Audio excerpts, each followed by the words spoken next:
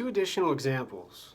A stalker who walks around a neighborhood in a city where there's smart technology professionals, poor and out-of-work restaurant workers, homeless, drug addicts, elderly with dementia, parents with babies who cry in the afternoon, and fathers who walk their children in the evening after work, after they provide for their families from the business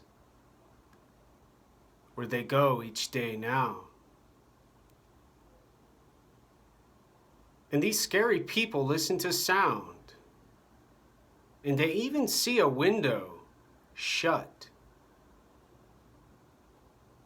And they are the change they wish to see in the world, making the city, the world, the planet, the earth safer with their central nervous system.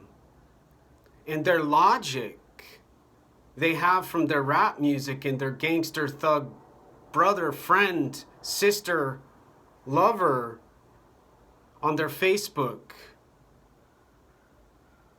who listen to them on Twitter talk about their Black Lives Matter slogan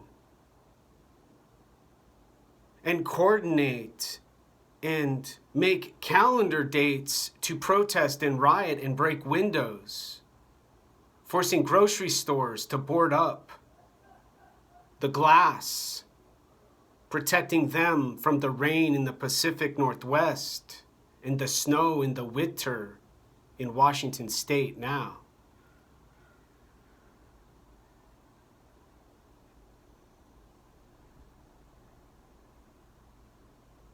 Worse, scarier, and more tragic, considering there's no police.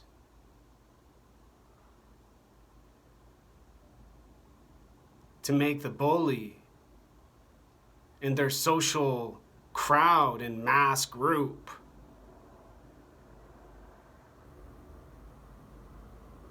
explain what they're talking about with their body and their words and their language they speak and they say and they do with so much freedom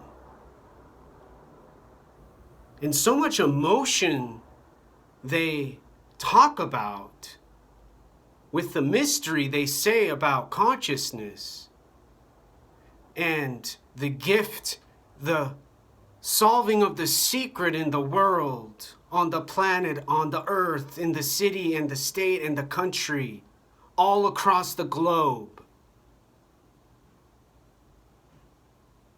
And no letter, no word, no language, no dialect, no accent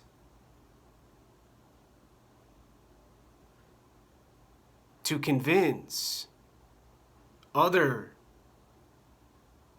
than the requirements of the bowing of the head and the eyes and the intensity of the stare,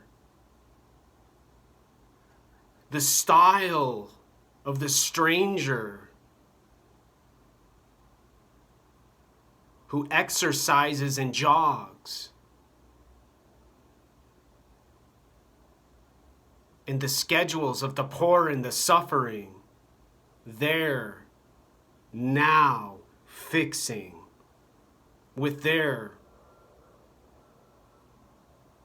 process and system and tactics, with their strategies and methods for eliminating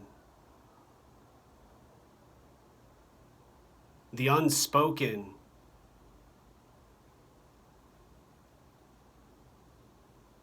and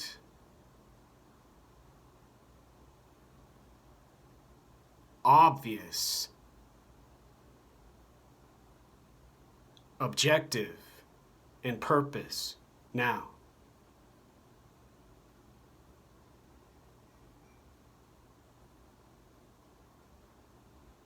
A goal. In other words, nobody has to talk about. Nobody has to think about. And nobody ever has to worry about now.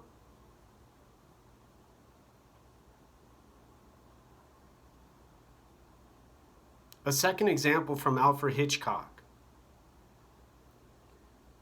Two humans staring at each other.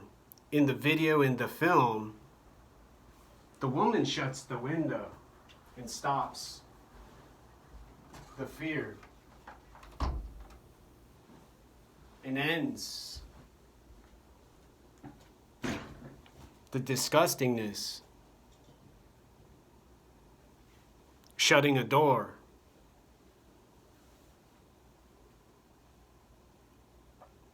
Now,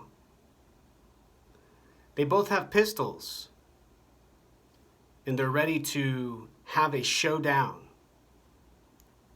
In the old Wild Wild West days, they would do it at high noon. And they stare and they stare, and they wait for their dinner from the woman who's cooking in the kitchen now. Filmed in black and white, 60 or 70 years ago, with similar conditions within the body and the central nervous system. Locked in. One person moves, another gets frazzled and shoots. Nowadays, the tribal elder, strong, wise and muscular and pretty and beautiful, wait for their titties to jingle and their dicks to get hard, and then give a website and send off the customer with their drugs. The Hitchcock example with non-duality would go in opposite directions. And the master of suspense from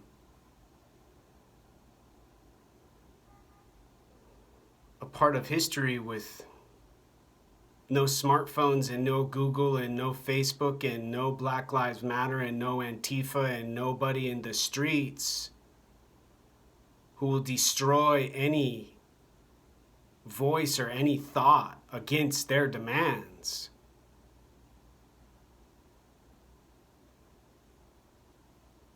Cause the tension and let the viewer decide. Shadows, music, calm, tension, pauses, quickness, fast, and they begin eating.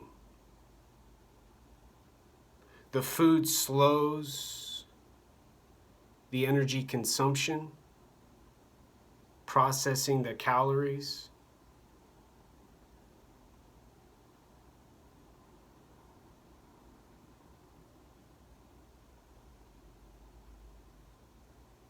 And then they have a choice. Later on in the evening, after their meal has been eaten, and they must sleep, close their eyes on the floor in the same posture, in the same predicament.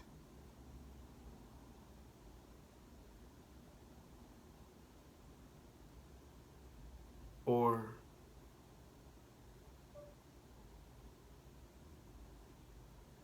allow the circadian rhythm to end the struggle and stop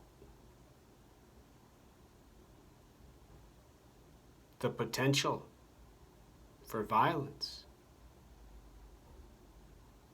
Now.